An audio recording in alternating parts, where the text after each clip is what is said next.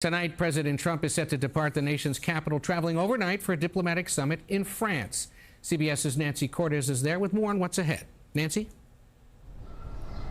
And the G7 summit is an opportunity for the leaders of the world's 7 largest democracies to gather every year to discuss issues of importance to all of them. And this year, the agenda is especially crowded because in addition to some of the standard topics like China and Ukraine and AI, this is going to be President Trump's first face-to-face meeting with European allies since the start of the Iran war months ago.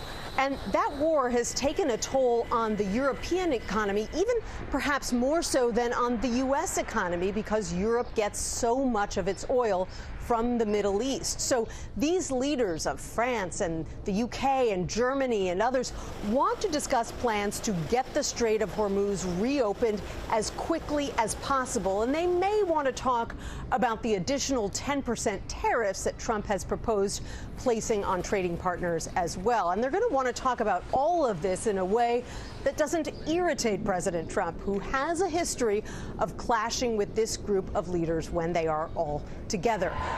On the eve of this summit, thousands of protesters gathered here along the banks of Lake Geneva to make their voices heard on any number of topics, including Trump himself. He's not only trying to bring forth a far-right movement in the United States, he's trying to do the same here in Europe.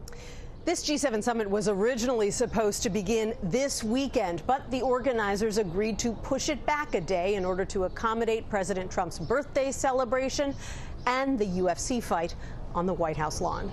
Ed? Nancy Cortez, thanks.